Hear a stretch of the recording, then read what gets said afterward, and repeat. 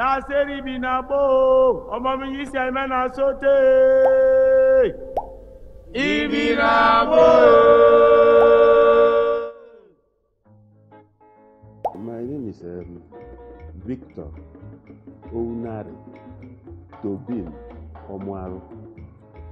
I'm a retired staff of the former River State University of Science and Technology, now River State University.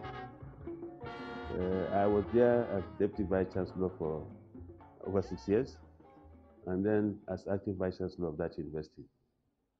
Having served as Head of Department of Chemistry, my actual department, Mathematics Department, and also as Dean of Student Affairs. Briefly, those are the things I've done. Since after my retirement, I've been off and on several things. But before I became Deputy Vice Chancellor, I was an environmentalist. As a chartered chemist, I took part in environmental issues around the state, River State of Nigeria. And my actual duty with our team, we were 14 in the team, and I was the team leader. We did environmental impact assessment of the mangrove swamps in the state. Notably, we covered from the Bukuma Creek to Alakiri, covering cutting channels 1, 2, and 3. So that's my major area of survival today.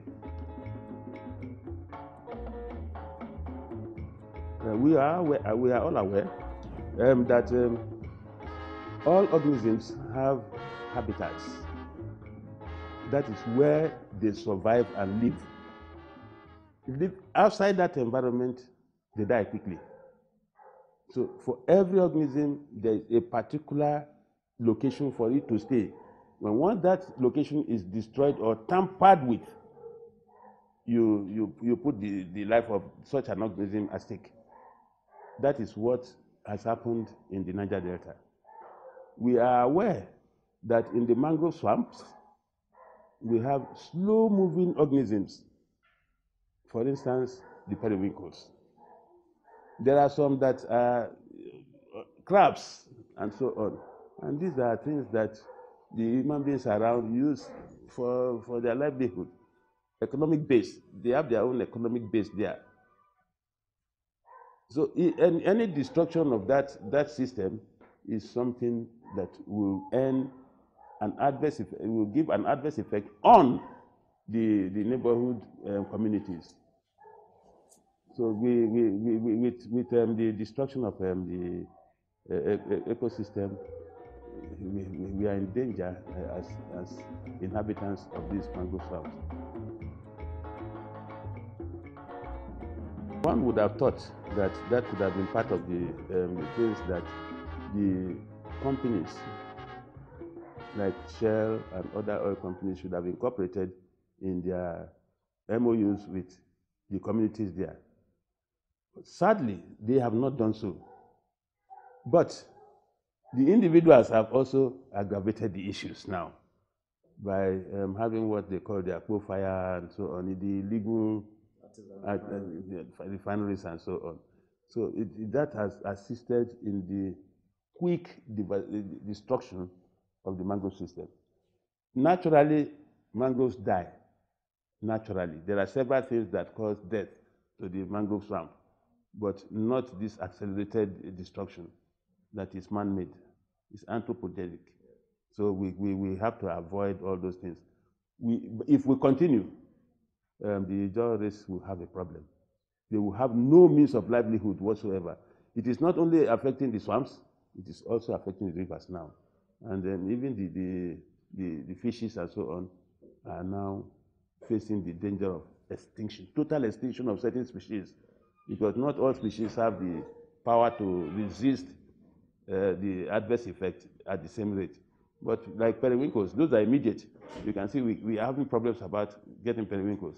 We are having problems about getting oysters and other species related to these slow-moving organisms. It is not strange, it is that. And apart from that, all other, even the fast-moving ones, you will see they will relocate to somewhere else. So we have no monkeys around us again. And when we have these environments filled with these mangroves and other shrubs, nature has a way of balancing things. They are there for a purpose. Anything we do to nature, we pay for it. If you deforest a place, then be ready for the consequences of deforestation. But this one, we have not even destroyed this place for any other useful thing, but because of greed and non-compliance of the oil companies in trying to bring good things to the place in which they operate. Revegetation would have been part of their program. And I think if this is incorporated in the MOUs of the oil companies and those who are using the mangrove swamp for oil exploration and exploitation, it will save the Niger Delta people. It's a paperwork. You see, permit me to say, and I mean it, that much of everything that pertains to the Niger Delta has always been just on paper. But it is destroying this ecosystem will also have adverse effects, not only on the individuals around, but on the whole of Nigeria. This is a mainstay of this country. They have to respect that protocol.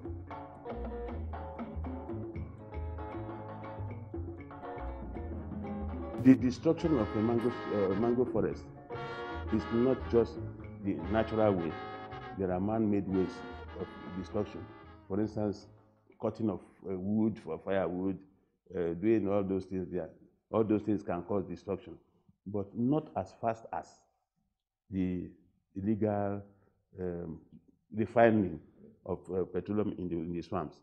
So, one, we must stop totally the case of this illegal refinery.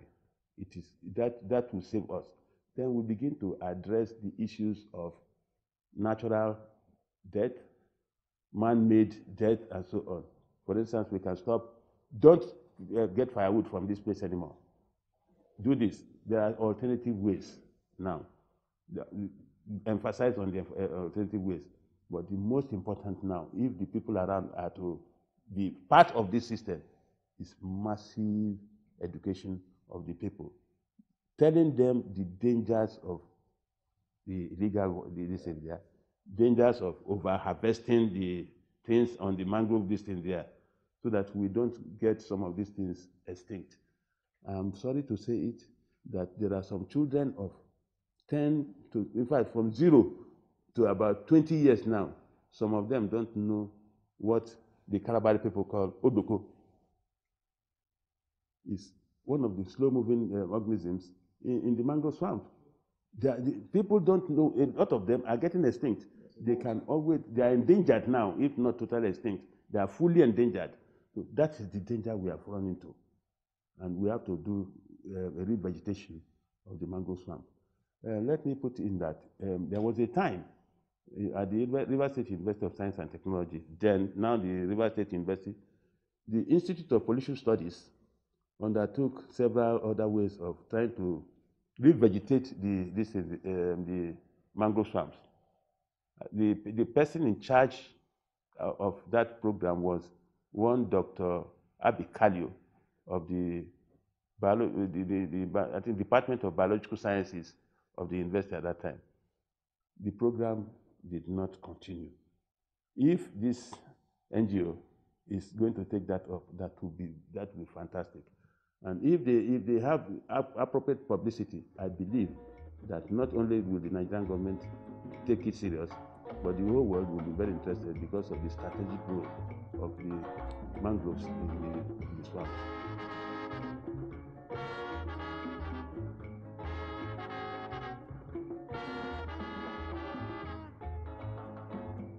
The Niger Delta has been blessed with a lot of resources. But the point is that there has been a lot of depletion of these resources, and there is no control of the depletion. If we can ensure through legislation, appropriate legislation, the conservation of the mangrove swamps, then the future of the Niger Delta will be bright.